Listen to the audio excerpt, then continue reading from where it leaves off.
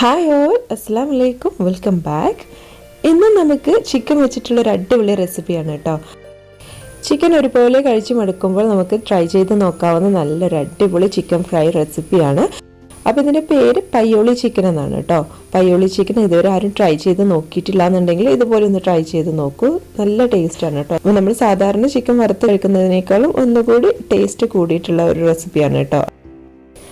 അപ്പോൾ നമുക്ക് ഇതിൻ്റെ റെസിപ്പി എങ്ങനെയാണെന്ന് നോക്കാം.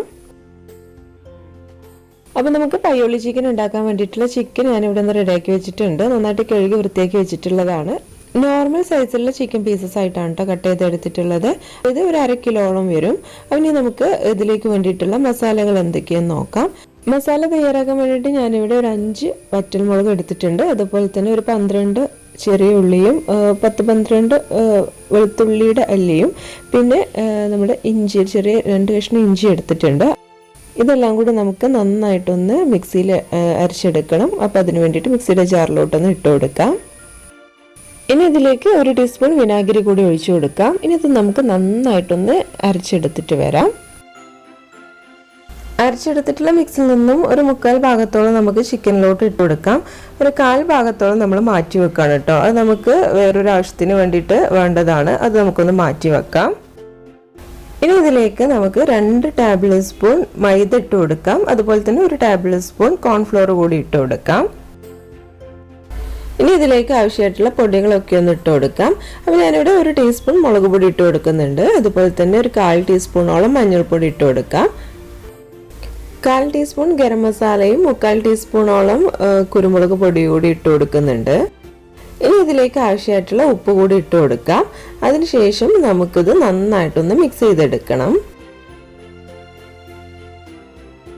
ഇതിലേക്ക് 1 ടേബിൾ സ്പൂൺ വെള്ളം കൂടി ഒഴിച്ചു കൊടുക്കുന്നുണ്ട് കേട്ടോ. എന്നിട്ട് നന്നായിട്ടൊന്ന് മിക്സ് ചെയ്തെടുക്കാം. ഇപ്പം നമ്മൾ ചിക്കൻ നന്നായിട്ടൊന്ന് മിക്സ് ചെയ്തെടുത്തിട്ടുണ്ട്. ഇനി ഇത് നമുക്ക് കുറച്ച് നേരം ഒന്ന് റെസ്റ്റ് ചെയ്യാൻ വേണ്ടിയിട്ട് വെക്കാം കേട്ടോ. എത്രത്തോളം റെസ്റ്റ് ചെയ്യാൻ വെക്കുന്നോ അത്രത്തോളം നമുക്ക് ഈ ഒരു ചിക്കനിൽ ടേസ്റ്റ് കൂടും കേട്ടോ. നന്നായിട്ടൊന്ന് മസാല പിടിച്ച് കിട്ടും. അപ്പോൾ ഈ ഒരു സമയം കൊണ്ട് നമുക്ക് ഇതിലേക്ക് വേണ്ടിയിട്ടുള്ള തേങ്ങയൊന്ന് ചിരകിയെടുക്കാം. അപ്പോൾ ഞാനിവിടെ 1 മുറി തേങ്ങയാണ് കേട്ടോ എടുത്തിട്ടുള്ളത്. ഇതിലേക്ക് നമ്മൾ നേരത്തെ എടുത്ത് വെച്ചിട്ടുള്ള ആ ഒരു മസാലയുടെ കൂട്ടുണ്ടായിരുന്നല്ലോ, അതൊന്ന് ഇട്ട് കൊടുക്കുന്നുണ്ട്. എന്നിട്ട് നന്നായിട്ടൊന്ന് മിക്സ് ചെയ്തെടുക്കാം. ഇപ്പോൾ നമ്മൾ 1/2 മണിക്കൂറൊക്കെ കഴിഞ്ഞിട്ടുണ്ട്. നമ്മൾ റെസ്റ്റ് ചെയ്യാൻ വെച്ചിട്ടുള്ള ചിക്കൻ ഒന്ന് ഫ്രൈ ചെയ്തെടുക്കാം. അപ്പോൾ അതിന് വേണ്ടിയിട്ട് ഒരു ചീനച്ചട്ടി അടുപ്പിൽ വെച്ചിട്ടുണ്ട്.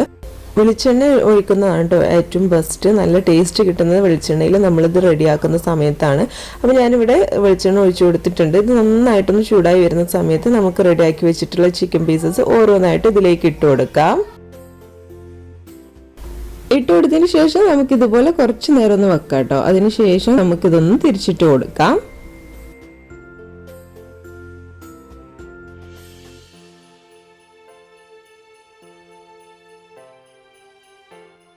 ഇപ്പോൾ 2 ഭാഗം നന്നായിട്ടൊന്ന് മുരിഞ്ഞ് കിട്ടിയിട്ടുണ്ട്. നല്ല ഫ്രൈ ആയി കിട്ടിയിട്ടുണ്ട്. ഇത്രയും മതി കേട്ടോ. ഇനി നമുക്കിതൊന്ന് എണ്ണയിൽ നിന്ന് എടുക്കാം.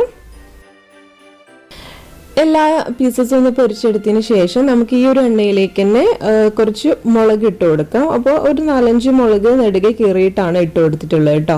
അത് നന്നായിട്ടൊന്ന് ഫ്രൈ ചെയ്തെടുക്കാം. ഇതിലേക്ക് തന്നെ നമുക്ക് കുറച്ച് കറിവേപ്പില കൂടെ ഇട്ട് കൊടുക്കാം. അതുകൂടി ഒന്ന് ഫ്രൈ ചെയ്തെടുക്കാം. ഇത് രണ്ടും ഏകദേശം ഒന്ന് ഫ്രൈ ആയി വരുന്ന സമയത്ത് നമുക്ക് എണ്ണയിൽ നിന്നൊന്ന് മാറ്റാം.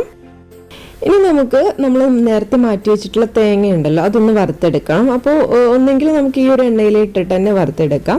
അപ്പോൾ അതിലും നല്ലത് നമുക്ക് കുറച്ച് എണ്ണയിൽ ഒന്ന് വറുത്തെടുക്കുന്നതാണ്. അതിന് വേണ്ടിയിട്ട് ഇതിലുള്ള എണ്ണയൊക്കെ ഒന്ന് മാറ്റുന്നുണ്ട് കേട്ടോ. 2 ടേബിൾ സ്പൂൺ എണ്ണയാണ് ഞാനിവിടെ എടുത്തിട്ടുള്ളത്.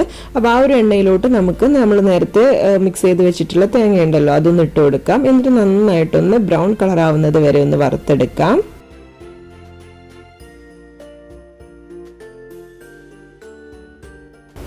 ഇപ്പം തേങ്ങ ഏകദേശം ഒന്ന് ബ്രൗൺ കളറായി കിട്ടിയിട്ടുണ്ട്. ഈ ഒരു കളർ മതി കേട്ടോ. കൂടുതലായിട്ട് നമ്മൾ ബ്രൗൺ ആക്കി കഴിഞ്ഞ് കഴിഞ്ഞാൽ അത് കയ്പ്പ് വരും.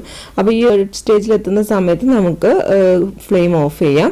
ഇനി നമുക്ക് നമ്മളെ ചിക്കനും ഇതും എല്ലാം കൂടി ഒന്ന് മിക്സ് ചെയ്തെടുക്കണം. അതിന് വേണ്ടിയിട്ട് റെഡിയാക്കി വെച്ചിട്ടുള്ള ചിക്കന് നമ്മളൊരു പാത്രത്തിലോട്ട് മാറ്റിയിട്ടുണ്ട്. ഇനി നമുക്ക് ഈ ഒരു ചിക്കൻ്റെ മുകളിലായിട്ട് നമ്മൾ വറുത്ത് വെച്ചിട്ടുള്ള തേങ്ങ കൂടി ഇട്ട് കൊടുക്കാം. ഇനി ഇതിന്റെ മുകളിൽ വെച്ചിട്ടുള്ള പച്ചമുളകും അതുപോലെ തന്നെ കറിവേപ്പില കൂടി ഇട്ട് കൊടുക്കാം. ആ ഒരു ഡെക്കറേഷൻ കൂടി ചെയ്ത് കഴിഞ്ഞാൽ നമ്മൾ പയ്യോളി ചിക്കൻ ഇവിടെ റെഡി ആയിട്ടോ. ഇത്രയേ ഉള്ളൂ. അപ്പോൾ നമ്മൾ സാധാരണ രീതിയിൽ ചിക്കൻ ഫ്രൈ ചെയ്യുന്നതിൽ നിന്നും വ്യത്യസ്തമായിട്ട് റെഡിയാക്കാൻ പറ്റുന്ന നല്ലൊരു അടിപൊളി ചിക്കൻ ഫ്രൈ റെസിപ്പിയാണ്.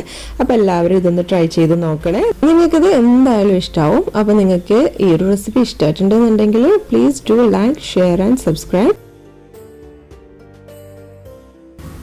നെക്സ്റ്റ് വീഡിയോയിൽ കാണാം. അതുവരേക്കും ബൈ.